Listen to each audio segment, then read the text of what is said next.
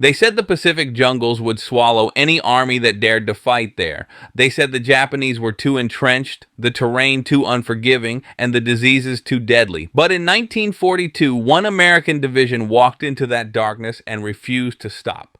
They were the 32nd Infantry Division, better known as the Red Arrow Division, a unit that earned its name by piercing every enemy line it faced.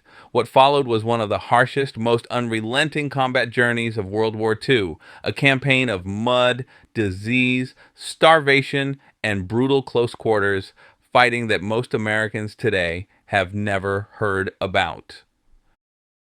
The story of the Red Arrow Division in World War II begins long before the first shots were fired in the Pacific. This division carried a legacy dating back to World War I, where it gained its nickname after breaking through German defenses others could not. That reputation would haunt them in the Pacific because High Command expected them to do the impossible again. When the United States entered World War II after Pearl Harbor, the Red Arrow Division was among the first American divisions ordered overseas. Their destination was the far-off island of New Guinea, a place almost no American had ever heard of, but would soon become one of the most important battlegrounds of the entire war. The Red Arrow soldiers trained for months in the swamps, jungles, and rugged terrain of Australia before being shipped north for real combat. Many expected a traditional battlefield with clear front lines and open movement. What they found instead was a nightmare. New Guinea was a world of dense jungle so thick that daylight barely reached the ground. Mountains rose like walls. Mosquitoes brought malaria. Foot rot, dysentery, typhus, and exhaustion tore through units before the Japanese ever fired a shot, and the Japanese defenses were some of the toughest the U.S. Army had ever encountered. By late 1942, American commanders needed a division capable of doing something that sounded impossible: push across the Owen Stanley Mountains and attack the Japanese stronghold of Buna. This wasn't just another battle. Capturing Buna was essential for controlling New Guinea, protecting Australia, and stopping Japanese expansion. But Buna was not a city. It was a fortress buried inside swamp and jungle, defended by hardened Japanese soldiers who had spent months preparing bunkers, machine gun nests, and interlocking fields of fire. This is where the Red Arrow Division faced its first great test. Their arrival on the front lines showed just how unprepared the United States was for jungle warfare. The soldiers carried the wrong gear, wore heavy wool uniforms, and used tactics that did not work in the environment. The Japanese had camouflage, deep bunkers, and mastery of the terrain. The Red Arrow troops had determination, but little else. Unfortunately, there was no time to adjust. Commanders ordered them straight into combat. On the approaches to Buna, the Red Arrow soldiers marched through waist-deep swamp water, crawling across fallen trees and hacking paths through vines and brush with machetes. The heat was so intense that many soldiers collapsed from exhaustion. Their rations molded quickly. Their drinking water often caused sickness. And despite it all, they had to advance toward fortified positions they could barely see. The enemy hid inside thick vegetation, firing from bunkers invisible to anyone beyond just a few feet away. When the Red Arrow finally reached the Japanese lines, they discovered why other units had failed to break through. Japanese soldiers used coconut logs, earth, and cleverly disguised bunkers that were almost bulletproof. Machine guns covered every angle. Snipers fired from tree branches. Mortars rained down from hidden positions deep in the jungle. The Red Arrow had no tanks, little artillery, and almost no air support in those first crucial days. They faced one of the toughest defensive networks of the entire Pacific War with rifles, bayonets, and courage. The early attacks on Buna were devastating. Dozens of men fell in minutes. Some units had to crawl through mud and swamp under enemy fire for hours just to advance a few yards. The soldiers learned quickly that taking one Japanese bunker was never enough. Behind every position was another, then another, and another. Nights were filled with constant fighting and Japanese infiltration attempts. At dawn, the Red Arrow men often discovered enemy soldiers who had tried to sneak into their camps under cover of darkness. By December 1942, the battle became a fight for survival. Disease and wounds were taking a heavier toll than bullets. Many soldiers were so weak they could barely stand, but they kept moving forward because retreat meant giving the Japanese total control over the region. Commanders pleaded for reinforcements, artillery, or supplies. Often the only help they received came from Australian allies who brought medical aid, food, and ammunition through dangerous jungle trails. But despite everything, the Red Arrow Division would not give up. By late December 1942, the Red Arrow Division was locked in some of the worst fighting conditions any American unit faced during the entire war. Their advance toward Buna slowed to a crawl, not because they lacked courage, but because every inch of ground was guarded by interconnected Japanese bunkers designed to withstand direct hits from rifles, grenades, and even machine gun fire. The men quickly learned that the only way to destroy these positions was to get close enough to place explosives or lob grenades directly inside the firing slits. That meant inching forward under fire, crawling through mud, and exposing themselves to danger no matter how careful they were. The Japanese soldiers defending Buna were some of the best trained troops in the Pacific. They were well dug in, disciplined, and ready to die before surrendering. Each bunker was part of a larger defensive system. When one went quiet, another opened fire. Red Arrow troops would eliminate a position only to find themselves pinned down by a hidden machine gun nest a few feet behind it.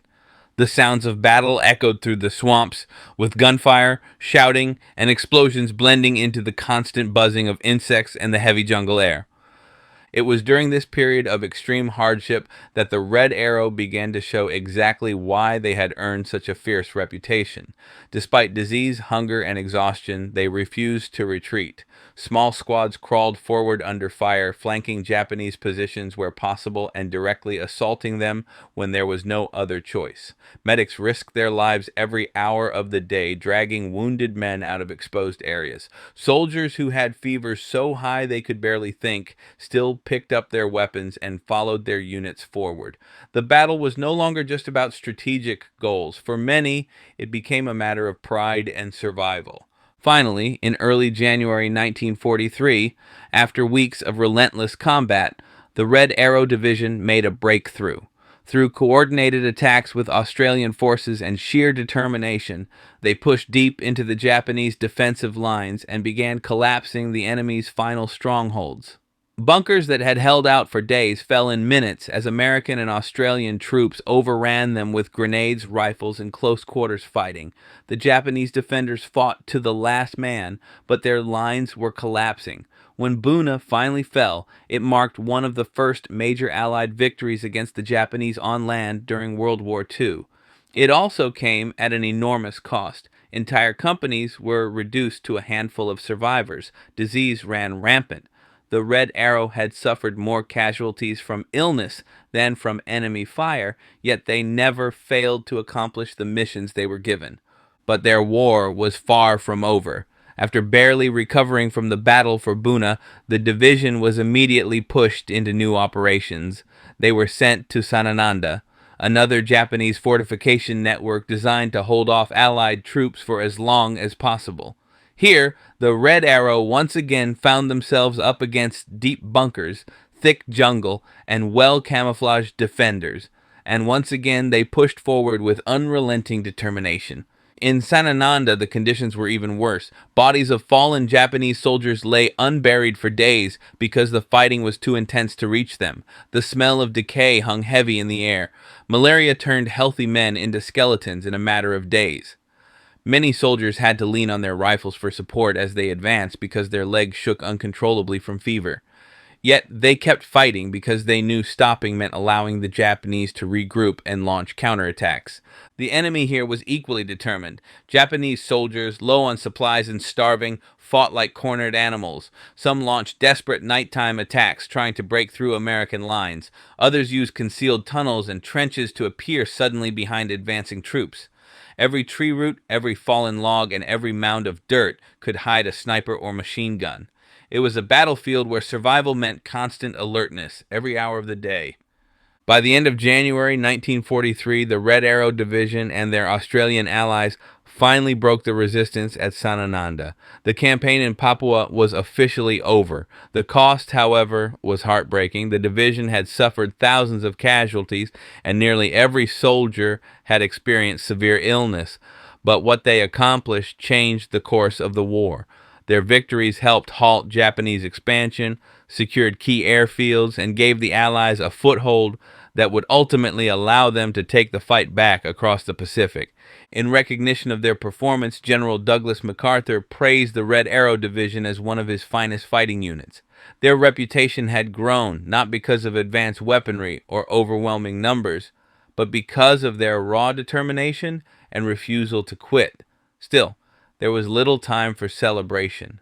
After a short period of rest and reorganization in Australia, the Red Arrow Division was sent back into action, this time for operations along the northern coast of New Guinea and later into the Philippines.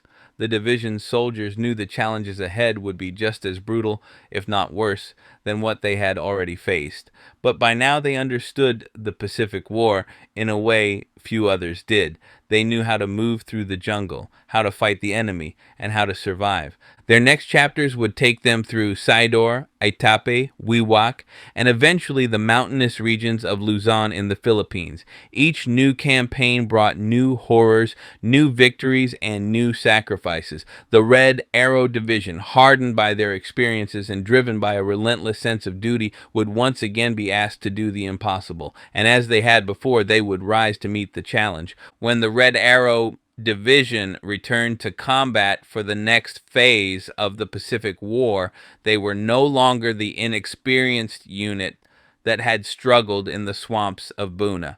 They had become hardened jungle fighters who understood the terrain, the tactics, and the enemy better than almost any other American unit in the theater. Their next major campaign began along the northern coast of New Guinea, where they were tasked with clearing Japanese positions that threatened Allied supply routes and airfields. The terrain here was no easier. Dense jungles, steep hills, and swamps still dominated the landscape.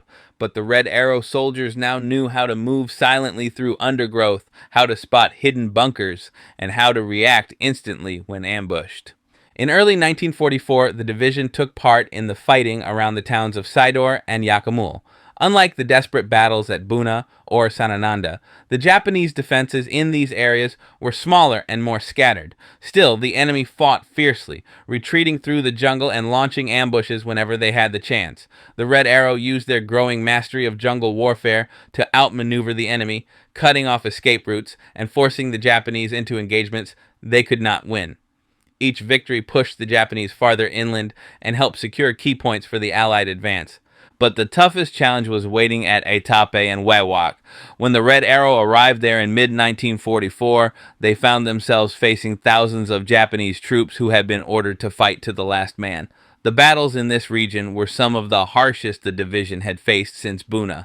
The Japanese launched nighttime raids, booby-trapped pathways, and used the mountainous terrain to their advantage. Red Arrow troops often had to climb steep ridges under enemy fire, carrying heavy packs and ammunition while fighting through exhaustion and sickness. The fighting around Aitape became a relentless campaign of small skirmishes, ambushes, and close-range engagements.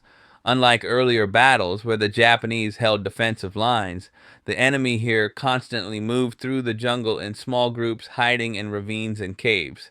The Red Arrow soldiers had to search every ridge, stream, and valley to root them out. Many days passed with only a few shots fired, followed by sudden bursts of violence when a patrol ran into an enemy outpost. It was a draining form of warfare, mentally and physically, but the division continued pushing forward. By late 1944, the Red Arrow Division had helped eliminate organized Japanese resistance in the region, securing the coast and removing one of the last major threats to Allied control of New Guinea. Their reputation was now firmly established. They were the division that broke through German lines in World War I and shattered Japanese strongholds in World War II, and soon they would face their final and most grueling test, the Philippines. When the Red Arrow Division landed on Luzon in early 1945, they entered a battlefield unlike anything they had seen before. Here, the Japanese had prepared a massive defensive network stretching across mountains, valleys, and rugged trails. The most infamous of these was the Villa Verde Trail, a narrow path carved into steep mountain terrain. It was lined with caves, pillboxes, and fortified ridges. Taking it would require weeks of fighting and cost hundreds of lives. The Red Arrow Division was given the job of breaking through this nearly impenetrable corridor. Many officers privately believed it was impossible. The terrain favored the defenders completely. Japanese troops occupied caves carved into sheer rock, firing down on American positions with rifles, machine guns, and mortars. The trail itself was barely wide enough for two men to walk side by side. Supplies had to be carried by hand or by pack animals.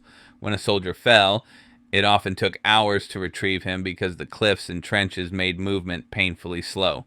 The division pushed forward anyway. Every day brought intense battles, as they cleared one ridge only to face another behind it. Snipers fired from hidden positions. Machine gun nests blocked the trail at choke points. Grenades and explosives became essential tools for clearing caves. The men often crawled forward on hands and knees, inching from one piece of cover to the next. Progress was measured in yards, not miles. Despite the brutal conditions, the Red Arrow troops refused to retreat. Day after day, they stormed cave entrances, scaled rocky slopes, and fought hand-to-hand in the narrow passageways. It was one of the bloodiest assignments given to any infantry division in the Pacific War. Soldiers who had survived Buna and Sanananda later said the Villa Verde Trail was even worse. But through determination and sheer grit, the division slowly forced the Japanese defenders back. By March and April of 1945, after weeks of grueling combat, the Red Arrow Division finally broke through the final Japanese defenses. The Villa Verde Trail was secured. Their success helped open central Luzon to further Allied advances and contributed to the overall liberation of the Philippines. The Japanese army, once confident they could hold the island indefinitely, found themselves collapsing under the pressure. As the war came to an end, the Red Arrow Division prepared for what many believed would be their next mission, the invasion of Japan itself. But before that operation could begin, the war ended in August 1945 after the atomic bombings of Hiroshima and Nagasaki. The Red Arrow soldiers who survived the brutal Pacific campaigns finally began preparing to go home.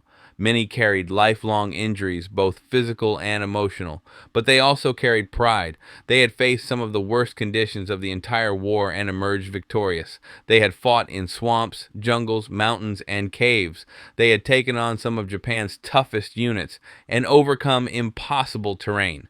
And through it all, they lived up to their symbol, the red arrow that pierced enemy lines no matter how strong they were.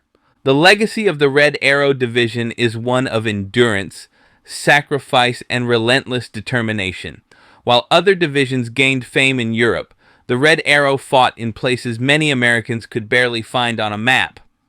Their victories shaped the outcome of the Pacific War, saved countless lives, and helped bring final defeat to the Japanese Empire. Yet their story remains one of the least known, overshadowed by larger battles and more famous units. This documentary brings their journey back into the light, reminding us that history's greatest victories are often won in the hardest places, by men who refuse to back down even when the world seemed to stand against them. Thank you for watching this story. If you enjoyed learning something new today, make sure to subscribe, like the video, and leave a comment telling us what you thought of this story.